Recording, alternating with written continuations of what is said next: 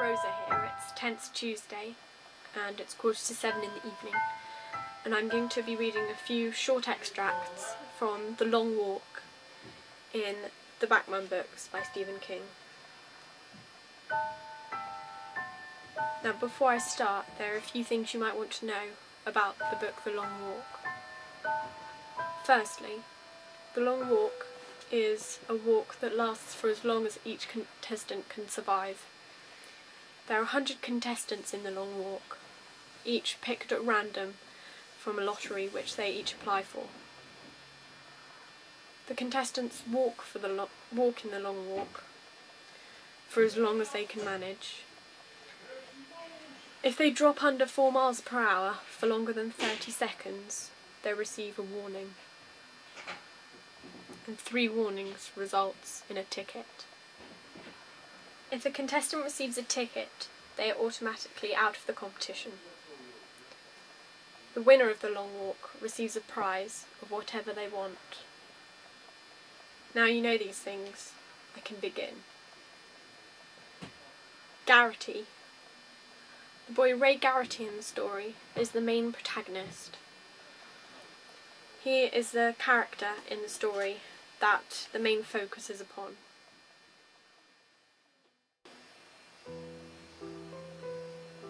Some of the boys got up, but Garrity did not. Neither did Olsen or Baker, and after his initial look, McRees seemed to have fallen back into his own thoughts. The skinny kid in the pine tree was swinging his feet idly. The mayor got out of the jeep. He was a tall, straight man with a deep desert tan that went well with his simple khakis. A pistol was strapped to his sand-brown belt, and he was wearing reflector sunglasses. It was rumoured that the mayor's eyes were extremely light-sensitive, and he was never seen in public without his sunglasses. "Sit down, boys," he said. "Keep hint 13 in mind." Hint 13 was conserve energy whenever possible. Those who had stood sat down. Garrity looked at his watch again. It said 8:16, and he decided it was a minute fast. The mayor always showed up on time. He thought momentarily of setting it back a minute, and then forgot. "I'm not going to make a speech," the mayor said, sweeping them with black lenses that covered his eyes. "I give my congratulations to the winner among your number, and my acknowledgement of valour to the losers." He turned to the back of the jeep. There was a living silence. Garrity breathed deep of the spring air. It would be warm. A good day to walk. The mayor turned back to them. He was holding a clipboard. "When I call your name, please step forward and take your number. Then go back to your place until it is time to begin. Do this smartly, please." "You're in the army now," Olsen whispered with a grin, but Garrity ignored it. He couldn't help admiring the mayor. Garrity's father, before the squads took him away, had been fond of calling the mayor the rarest and most dangerous monster any nation could produce, a society-supported sociopath. But he had never seen the mayor before in person. You must know in the story that the mayor is a dangerous person. He is in charge of the whole walk itself, and he is the one who gives out the prize to the winner, supposedly. But there's something I haven't told you. Something about the ticket that the boys receive. It is no ordinary ticket, which simply excludes you from the competition. No, it's something much different indeed. I'm going to read you a short part about the first man to receive a ticket. His name is Curly. Garrity felt suddenly angry. Felt like yelling, "Why don't you just get up off your fat ass and go to it with us?" The milkman was past 18. In fact, he looked well past 30. He was old. Suddenly Curly screamed. Garrity looked back over his shoulder. Curly was doubled over, holding his leg and screaming. Somehow incredibly, he was still walking, but very slowly, much too slowly. Everything went slowly then, as if to match the way Curly was walking.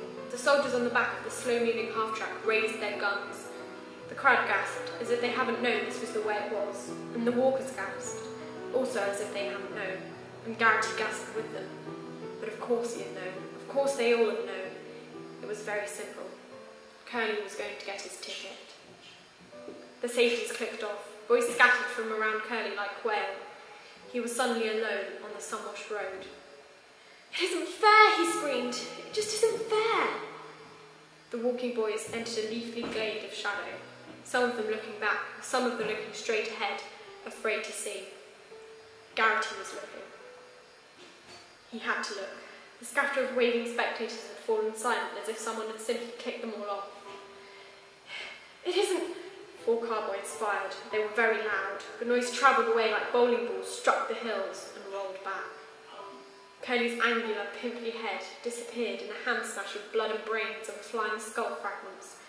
The rest of him fell forward on the white line like a sack of mail. 99 now, Garrity thought sickly. 99 bottles of beer on the wall, and if one of those bottles should happen to fall, oh Jesus, oh Jesus. I'll tell you something you may have guessed, and that is that Ray Garrity does win the walk. But he receives no prize. Many who finish the walk and win go mad with what they've been through. Garrity is one of them. Garrity lost interest. He got to his feet and began to walk. Now the cheers filled the earth and fireworks filled the sky. Up ahead, a jeep roared towards him. "No vehicles on the road, you damn fool. That's a capital offence. They can shoot you for that." The mayor stood in the jeep. He held a stiff salute, ready to grant first wish, every wish, any wish, death wish. The prize. Behind him they finished by shooting the already dead Stebbins, and now there was only him, alone in the road, walking towards the light line where the mayor's jeep had stopped along diagonally across the line, and the mayor was getting out, coming to him, his face kind and unreadable behind the mirror sunglasses. Garrity stepped aside. He was not alone. The dark figure was back, up ahead, not far, beckoning. He knew that figure. If he could get a little closer, he could make out the features. Which one hadn't he walked down? Was it Barkovich, Collie Parker, Percy what's-his-name? Who was it? Garrity! The crowd screamed deliriously. Garrity! Garrity! Garrity! Was it Scram? Gribble? Davidson? A hand on his shoulder. Garrity shook it off impatiently. The dark figure beckoned in the rain, beckoned for him to come and walk, to come and play the game. And it was time to get started. There was still so far to walk. Eyes blind, supplicating hands held out before him, as if for alms, Garrity walked towards the dark figure. And when the hand touched his shoulder again, he somehow found the strength to run.